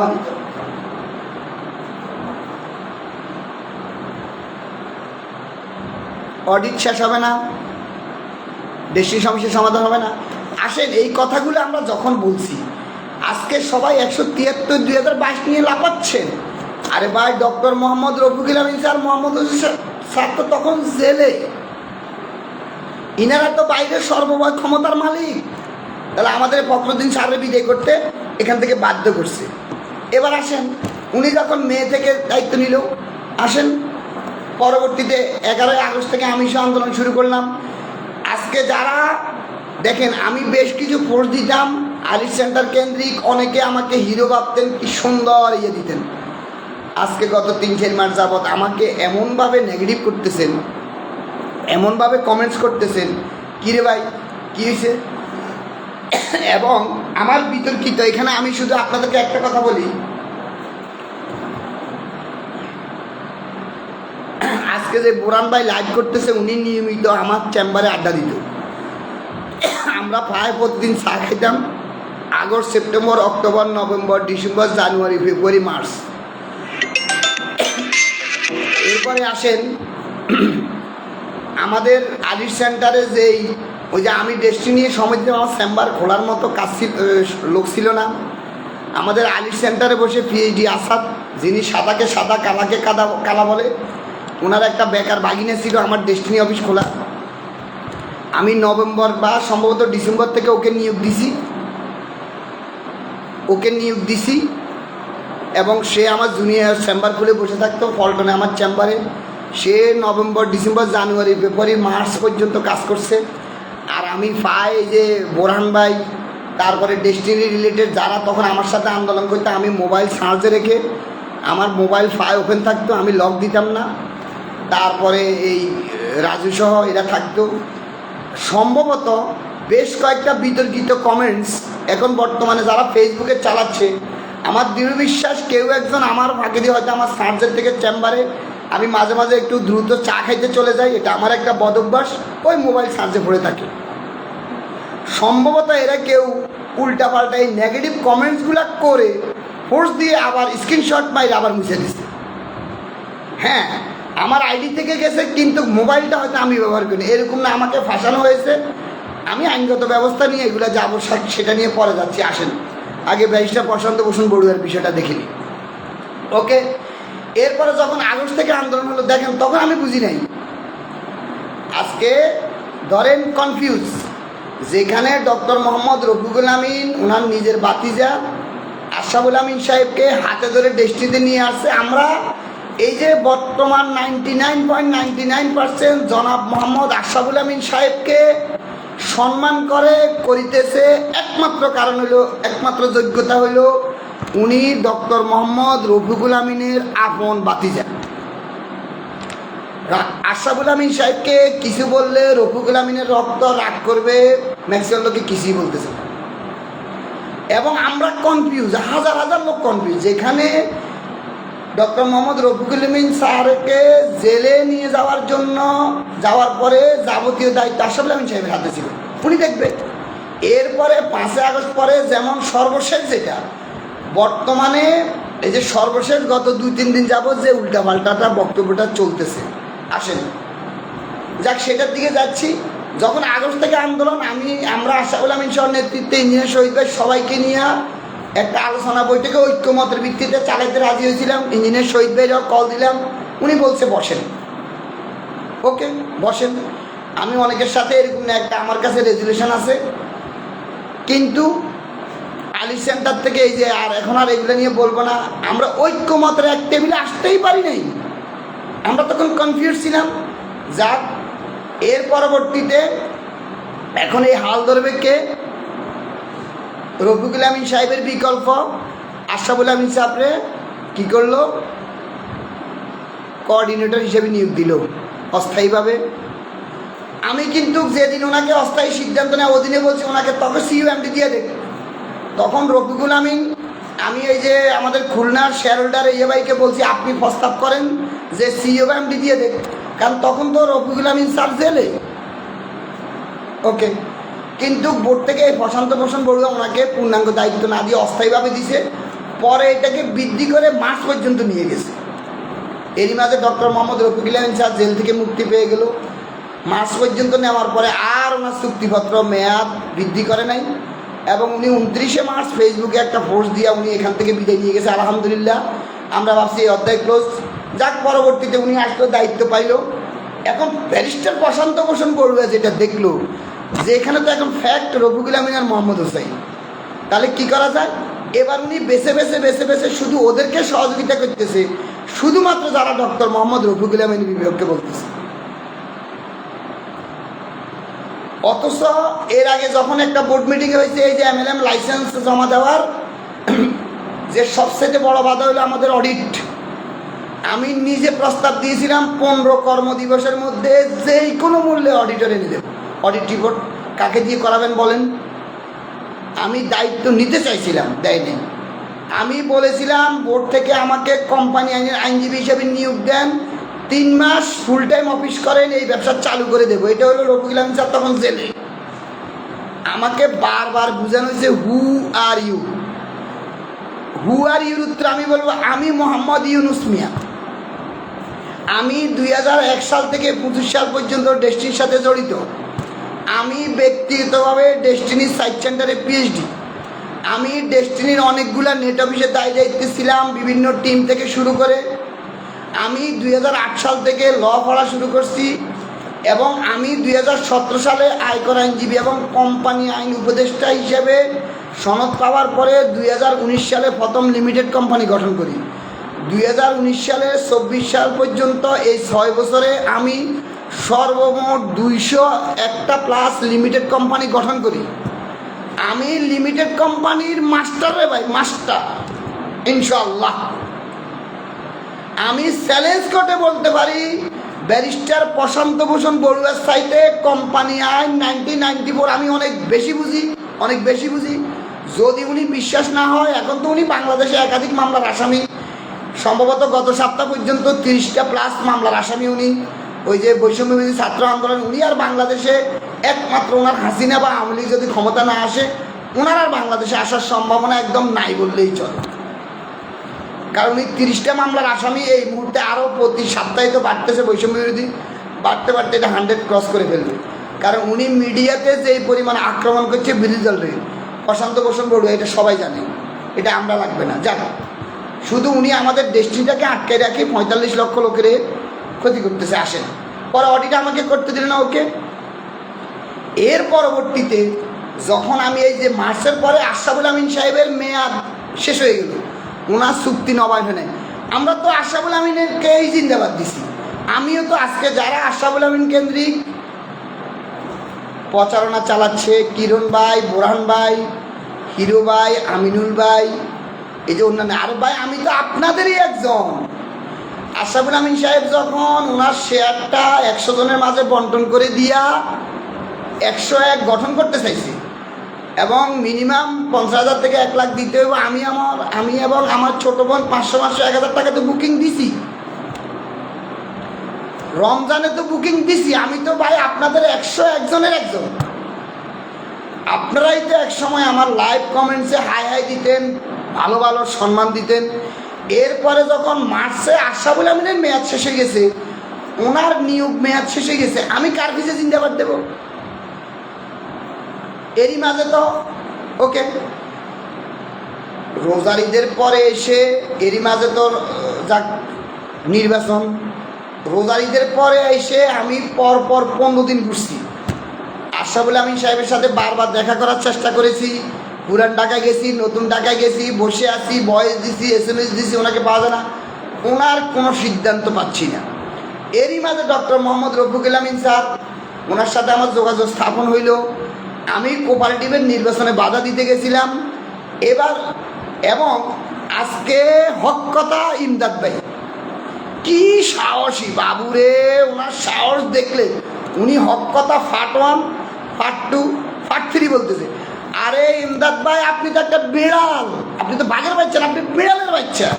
কারণ আমি যখন মাল্টিপারপাস কোঅপারেটিভের নির্বাচন ঠেকানোর জন্য দরখাস্ত নিয়ে গেছি, আপনারা প্রথমবার আমার সাথে 10-12 জন গেছে নমিনেশন কেনার জন্য।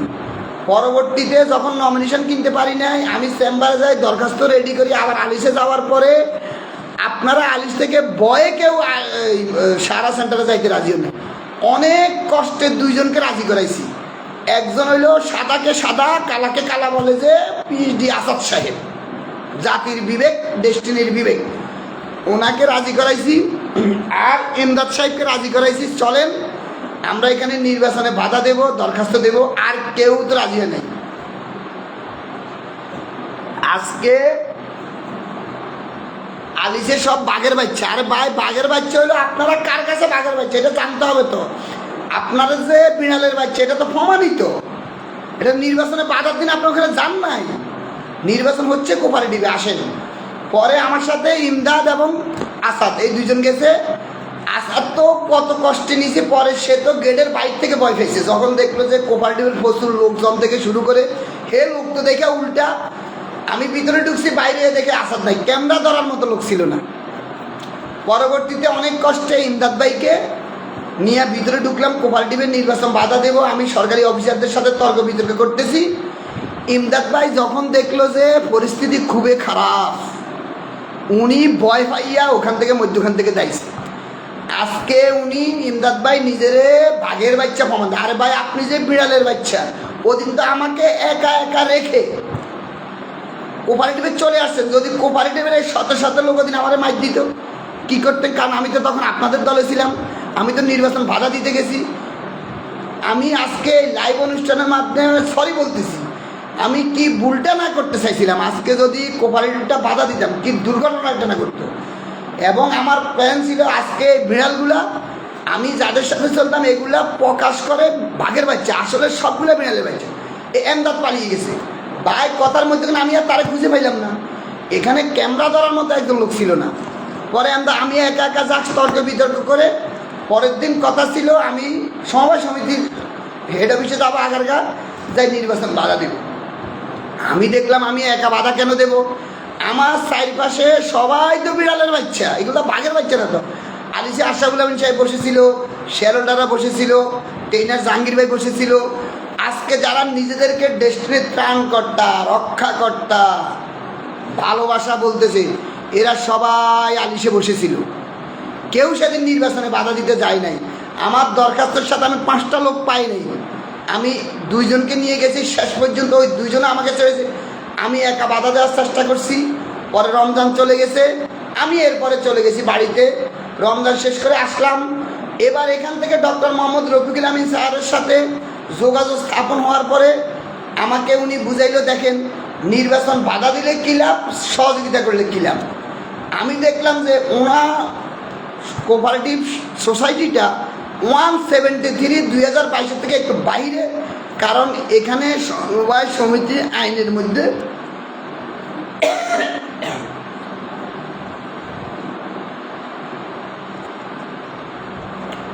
কারণ ডেস্টিনি সমবায় সমিতি আইনের মাধ্যমে। এবার উনি আমাকে যখন ওনার সব কিছু বুঝাইল, এরই মাঝে সরকারি অফিসাররা কোনোভাবে রাজি হচ্ছে না নির্বাচন বন্ধ করতে। আমি দেখলাম যে ওনার কথা সঠিক। আমি তখন সিদ্ধান্ত নিলাম আমি মাল্টিপারপাস কোঅপারেটিভের নির্বাচনে বাধা না দিয়ে আমি এটাকে সহযোগিতা করার সিদ্ধান্ত নেব। এবং আলহামদুলিল্লাহ আজকে ডক্টর মোহাম্মদ রফিকুল আমিন স্যার এই কোঅপারেটিভের কমিটি করে অলরেডি কাস্টমার সার্ভিস আপডেট করে এখন সব কিছু 100% চলে। মাত্র উনি বাইর হয়েছে জানুয়ারিতে, January February March April May June July August, এখন কাস্টমার সার্ভিস চালু হয়েছে। সে আছে আল্লাহ দিলে কমপ্লিট কোঅপারেটিভ এবং তার প্রতিষ্ঠানগুলো আসেন। অথচ আমি মনে করি এরই মাঝে যদি ওনাকে ডেস্টিনি 2000 লিমিটেডের এই বোর্ড বা দায়িত্ব দিত, তাহলে আজকের ডেস্টিনি একটা পর্যায়ে চলত। আমি আজকে এই লাইভ অনুষ্ঠানের মাধ্যমে ইতিমধ্যে যে প্রমাণগুলো দিয়েছি, আমাদের এই ডেস্টিনি বোর্ডের একমাত্র শত্রু প্রশান্ত ভূষণ বড়ুয়া। যে ইন্ডিপেন্ডেন্ট 6 জনকে দিছে, তার মধ্যে 5 জন ছিল ঠিকই আছে। একজনকে দিছে বিচারপতি, আলহামদুলিল্লাহ ভালো মানুষ। একজন চার্টার অ্যাকাউন্টেন্টকে দিছে উনি সকল অডিট শেষ করার জন্য। একজন ব্যারিস্টারকে দিছে মাগরুব কবির সাহেবকে আইনগত বিষয়গুলো দেখার জন্য। একজন দিছে মুশফিকা নাম একটা ম্যানেজিং ডাইরেক্টর, একটা এমডি। একজন দিছে ইকবাল জানান চেম্বার অফ কমার্সে বিসিসিআই সদস্য। এই 5 জন ঠিক আছে। শুধুমাত্র হাসিনার আওয়ামী লীগের পছন্দ হলো ব্যারিস্টার প্রশান্ত ভূষণ বড়ুয়া। এবং উনি তখন থেকে এই জিনিসটারে প্যাঁচ করে আজকে দেখেন, আজকে আমরা পিএইচডিরা ওনার সাথে একটা কথা বলতে পারি না। তাহলে উনি যখন পালিয়ে যাবে, আজকে যদি ওনার লজ্জা থাকতো, ওনার তো উচিত ছিল কোম্পানি আইন অনুযায়ী, এখানে তো ইন্ডিপেন্ডেন্ট ডাইরেক্টর আরও 2 জন আছে। আপনি তো একা আওয়ামী লীগ 22 সালে আপনাকে দেন, বাকি 2 জনের যে কোনো একজনকে আপনি ইতিমধ্যে চেয়ারম্যান হস্তান্তর করবেন। আপনি অবশ্যই ব্যারিস্টার, কোম্পানি আইন বুঝেন, আপনি কি করে লন্ডন থেকে কোম্পানি আইন চালাবেন? ইতিমধ্যে আমাদের এই প্রতিষ্ঠানের চেয়ারম্যান যদি সব জায়গায় সশরীরে যাইতো, এই বোর্ডের চেয়ারম্যান যদি সব জায়গায় সশরীরে যাইতো, ইতিমধ্যে আমাদের ব্যাংক অ্যাকাউন্ট ওপেন হয়ে যেত, ব্যবসা স্টার্ট হয়ে যেত। আজকে আমরা 45 লক্ষ লোক এত কষ্ট করতাম না।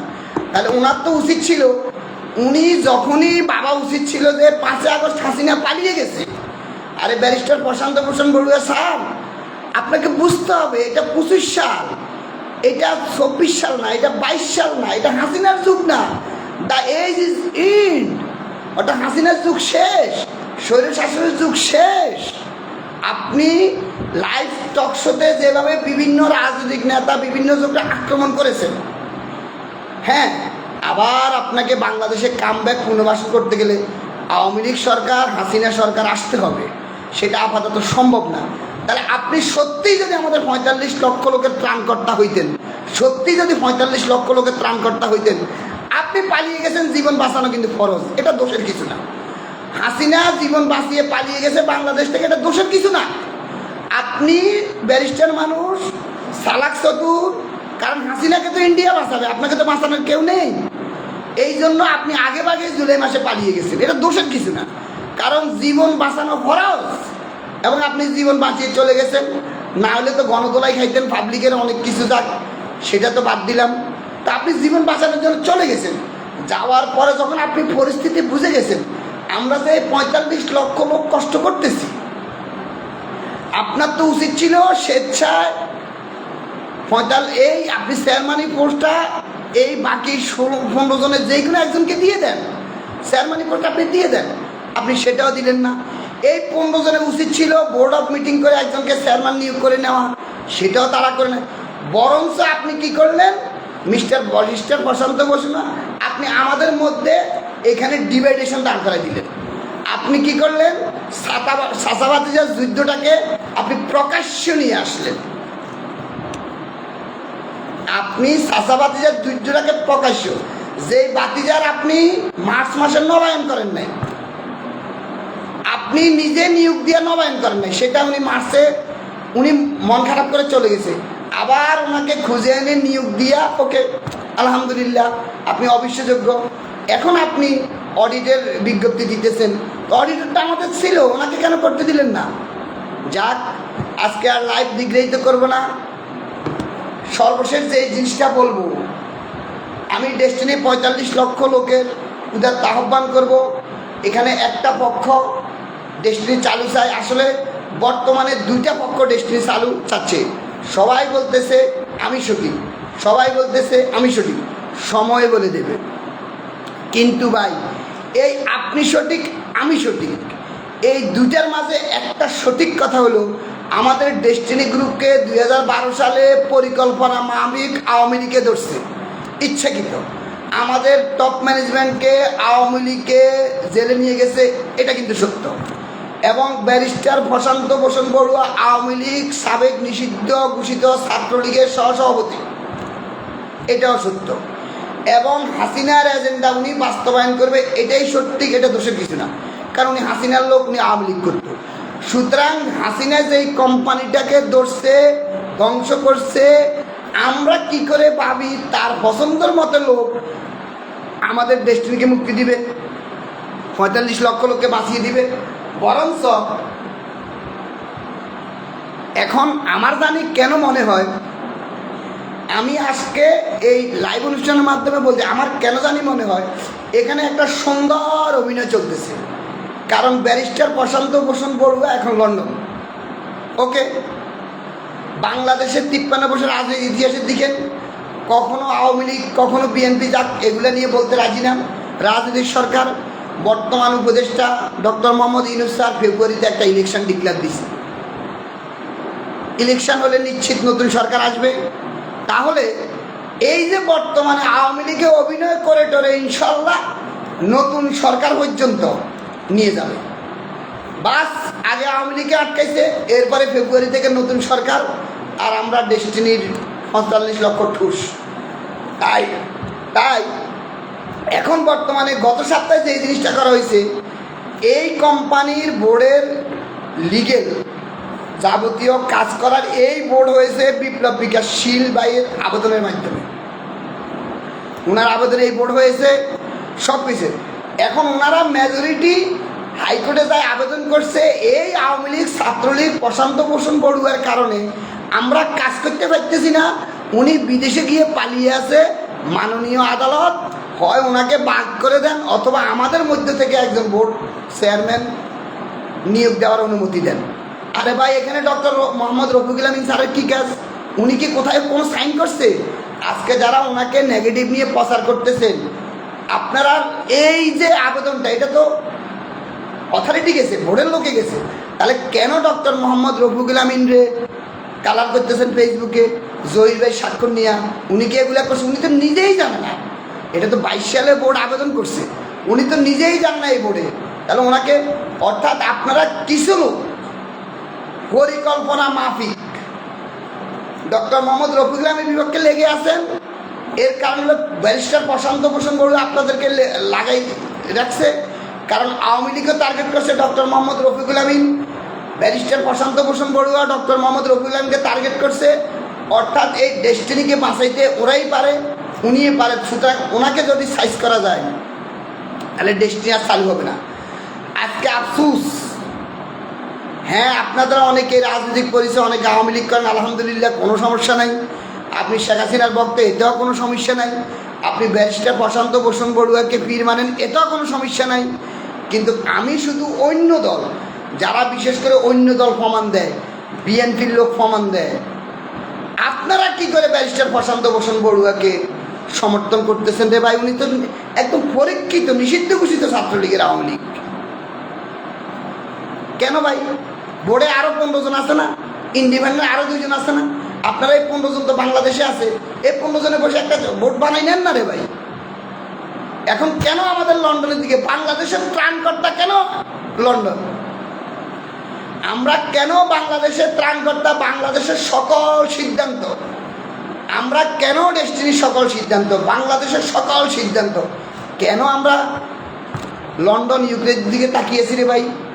আরে ভাই, এই ভারত, এই লন্ডন, এই যুক্তরাজ্য, এই ব্রিটিশ আমাদেরকে 200 বছর শাসন করছিল ইংরেজদের। ওরা আমাদের এই উপমহাদেশে ভালো চাইবে না, ওই দেশ থেকে আমাদের কোনো ভালো সিদ্ধান্ত আসবে না। আমি আজকে লাইভ অনুষ্ঠানের মাধ্যমে উদারতা আহ্বান করব, আপনারা অন্তত এই প্রশান্ত ভূষণ বড়ুয়া এর সঙ্গটা ছেড়ে দেন। ইতিমধ্যে আজকের লাইভটা আপনি যদি বারবার দেখেন, আমি ইতিমধ্যে প্রমাণ দেওয়ার চেষ্টা করেছি। আসলে 2022 সাল থেকে আমাদের এই বোর্ডের প্রধান সমস্যা ছিল ব্যারিস্টার প্রশান্ত ভূষণ বড়ুয়া, এবং উনি কখনো চায় নাই এই ব্যবসাটা চালু হোক। এবং যারা যারা এই ব্যবসাটা চালু করতে চাইছিল প্রত্যেককে উনি বাধা দিয়েছে। ইতিপূর্বে চেয়ারম্যানদেরকে উনি পদত্যাগ করতে বাধ্য করেছে, এবং উনি চেয়ারম্যানের পোস্ট দখল করে লন্ডনে পালিয়ে গিয়ে এখনও উনি চেয়ারম্যানের পোস্ট ধরে রাখছে। উনি চেয়ারম্যান পোস্ট ছাড়তে রাজি না। এবং এই কোম্পানির, এই বোর্ডের চেয়ারম্যান পোস্ট যতক্ষণ পর্যন্ত পরিবর্তন না হবে এই বোর্ডকে অ্যাক্টিভ করা যাবে না। এবং উনি কোম্পানি আনলে যেহেতু পলাতক, ওনার দ্বারা সকল সিদ্ধান্ত বর্তমানে আইনের দৃষ্টিতে অবৈধ। কেউ থাকলে চ্যালেঞ্জ করেন কোনো আইনজীবী কোম্পানি আইন অনুযায়ী, যে উনি কোন প্রপার জুলাইতে পালিয়ে যাওয়ার পূর্বে কোন কাগজটা দিয়ে গেছে কোম্পানি আইন অনুযায়ী, আমি একটু দেখতে চাই। আমি এই লাইভের মাধ্যমে আজকে চ্যালেঞ্জ করতেছি মিস্টার প্রশান্ত ভূষণ বড়ুয়া, উনি কোম্পানি আইনের কোন সেকশন অনুযায়ী কোন কাগজটা ওকে করে উনি লন্ডন পালিয়ে গেছে? কারণ উনি তো দেখছে হাসিনা, উনি তো আসলে বিদেশ ভ্রমণ গেছে, মনে করছে হাসিনা ইন্ডিয়া মোটামুটি ট্যাকেল দিয়ে ফেলে।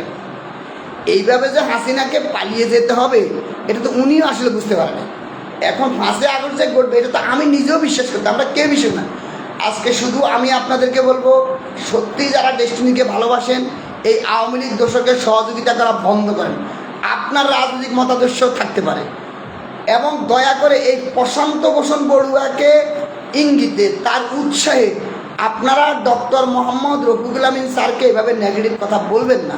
উনি তো বাংলাদেশে আছে, ওনার সাথে তো বসতে পারেন রে ভাই।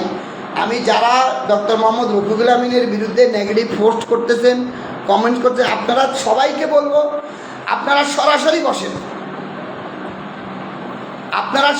বসেন। আমি তো ইতিমধ্যে অনেকজনের প্রস্তাব দিচ্ছি, যদিও আপনারা লাইভে এগুলো নেগেটিভ বলতেছেন বিভিন্ন। আরে ভাই, আমি তো আপনাকে প্রকৃত বিষয়টা আমি ডক্টর মোহাম্মদ রফিকুল আমিন স্যারের সাথে মিশিয়ে প্রকৃত ঘটনাটা আপনাকে বোঝানোর চেষ্টা করতেছি। আমি তো স্বেচ্ছায় সজ্ঞানে ডক্টর মোহাম্মদ রফিকুল আমিন স্যারের সাথে যুক্ত হয়েছি। কেন? আমি এই বোর্ডের সাথে August, September, October, November, December, January, February, March, এই 8 মাস কাজ করে দেখছি তো এই বোর্ড ব্যবসা চালু করতে চায় না, পারবে না। এবং আমরা তো এই বোর্ডে 8 মাসে আমি নিজেও তো আশরাফুল আমিনের নেতৃত্বে জিন্দাবাদ দিয়েছিলাম। যখন মার্চে ওনার নিয়োগপত্র বাতিল হয়ে গেছে, ওনার নিয়োগ বৃদ্ধি হয় নাই, তাহলে আমি কি করে এখানে থাকি আপনাদের সাথে? এবার আমার 25 বছরের অভিজ্ঞতা, কোম্পানি আইনের আইনজীবী অভিজ্ঞতা, আমি দেখছি হ্যাঁ, ডক্টর মোহাম্মদ রফিকুল আমিন, মোহাম্মদ হুসাইন স্যারের মাধ্যমে ডেস্টিনি চালু করা সম্ভব। তাই আমি সম্পূর্ণ স্বেচ্ছায় সজ্ঞানে অন্য কারো বিনা পড়াশোনায় আমি ওনাদের সাথে গিয়া যুক্ত হইয়া ডক্টর মোহাম্মদ রফিকুল আমিনের সাথে কাজ শুরু করেছি আমিও। এবং সবচেয়ে মজার বিষয় এই আমি কিন্তু এপ্রিলের 30 তারিখ থেকে স্যারের সাথে অ্যাড হইয়া, যদিও আজকে লাইভ অনুষ্ঠানের সাথে বলছি যে আপনারা যারা আজকে ডক্টর মোহাম্মদ রফিকুল আমিন স্যারের নেগেটিভ বলতেছেন, কসম আল্লাহ আমি কসম দিয়ে বলতেছি, আমি মে মাসের প্রথম সপ্তাহে রফিকুল আমিন স্যারের সরাসরি একদিন একান্ত প্রস্তাব দিছি, স্যার আমি তো মূলত এই কারণে আসছি, এই বোর্ড ব্যবসাটা করতে চায় না, এই বোর্ডটা ভেঙে দিন। স্যার আমাকে নিজে বলছে, না ইউনুস বোর্ডটা ভাঙার দরকার নাই, এই বোর্ডটা আমাদের উপকার করবে, এই বোর্ডটা থাকুক। কসম আল্লাহর বলতেছি, স্যারে যদি এই বোর্ড সত্যিই থাকতো মে মাস থেকে আমরা শুরু করতাম। ডক্টর মোহাম্মদ রফিকুল আমিন স্যার কখনোই চায় নাই, কখনোই চাচ্ছে না এই বোর্ড ভেঙে যাক, এই 173 2022 ভেঙে না হোক, ব্যানিশ হোক। এখন বোর্ডের যারা মেম্বার মেজরিটি দেখতেছে এই প্রশান্তর দ্বারায় হবে না, ওনারাই ঐক্যমত হইয়া এখন ডক্টর মোহাম্মদ রফিকুল আমিন এবং মোহাম্মদ হোসেন স্যারের দায়িত্ব আনতে চাচ্ছে যে আপনাদের হাতে গড়া কোম্পানি, আপনাদের মাধ্যমেই এই ব্যবসা চালু হওয়া সম্ভব। তাই আমরা সবাই আজকে যারা ডক্টর মোহাম্মদ রফিকুল আমিন স্যারের বিরুদ্ধে বলতেছেন, আমি আপনাদেরকে বলবো আপনারা বসেন, পরিষ্কার হন বারবার। আরে ভাই, আমরা 2001 থেকে 12 পর্যন্ত আমরা নেগেটিভ কথা বলি নাই, আমরা কেন আজকে আওয়ামী লীগের বিরুদ্ধে বলতেছি না, আমরা কেন আজকে প্রশান্তের বিরুদ্ধে বলতেছি না? আমরা মূল শত্রুকে বাদ দিয়া শুধুমাত্র 2-3 জনের কথা, সামান্য কিছু আবার কেন একজন ব্যক্তিকে টার্গেট করছি, যিনি সারাক্ষণ কাজ করে যাচ্ছে ডেস্টিনিকে চালু করার জন্য। আর দীর্ঘায়িত করব না, অনেক লম্বা লাইভ হয়ে গেছে। আগামী শনিবারে পরবর্তী কথা বলবো। আমি শুধু আপনাদেরকে সর্বশেষ বলবো, আমি গতকালকে শুক্রবারে পর্যন্ত এই যে রফিকুল আমিন স্যার কোনো কিছুর সাথে জড়িত না থেকেও বুধবার বৃহস্পতিবার হাইকোর্টের ম্যাটার নিয়ে যেভাবে নেগেটিভ প্রচারণা শুরু করছে, তাই আমি গতকালকে শুক্রবার থেকে সিদ্ধান্ত নিয়েছি আমি আমার সকল কাজকর্ম ছেড়ে দিয়া শুধু Destiny Group, doctor Mohammad Rafiqul Amin এবং আরেকটা কথা তো বলেই নেই, আসল কথা মোহাম্মদ হোসাইন স্যারকে মামলা দিয়া ওয়ারেন্ট করা রাখছে এই বোর্ড, যাতে উনি ওপেন হইতে না পারে, ফ্রি হইতে না পারে। আগামী ওইটাতে বলবো। অর্থাৎ হোসেন সাহেব আইলে তো উনি বাঘের বাচ্চা, আলির সেন্টারে যখন হোসেন স্যার বসা শুরু করবে, কানের গোড়ার মধ্যে হোসেন স্যার মারবে। এই হোসেন স্যার যাতে কানের গোড়ার মধ্যে না মারতে পারে, আগের মামলা ওনার বিরুদ্ধে এই বোর্ড প্রশান্ত ভূষণ বড়ুয়া মামলা দিয়া ওয়ারেন্ট করে রাখছে, যাতে হোসেন সাহেব ওপেন হইতে না পারে, আলির সেন্টারে এসে কানের গোড়ায় মধ্যে মারতে না পারে। এটা নিয়ে আল্লাহ মাঝে রাখলে আগামী শনিবারে বলবো ইনশাল্লাহ। এবং হোসেন সাহেবরে অ্যাক্টিভ করার চেষ্টা চলতেছি। হোসেন সাহেব কী জিনিস আপনারা চিনেন, কোম্পানি ফাউন্ডার চেয়ারম্যান।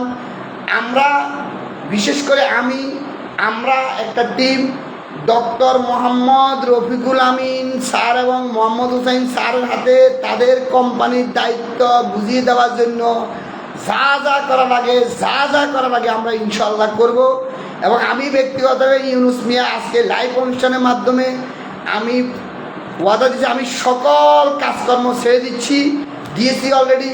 শুধুমাত্র ডেস্টিনির বিভিন্ন মামলা এগুলো নিয়ে কথা বলবো। আমি খেয়ে থাকি বা না খেয়ে থাকি, আমি সারাক্ষণ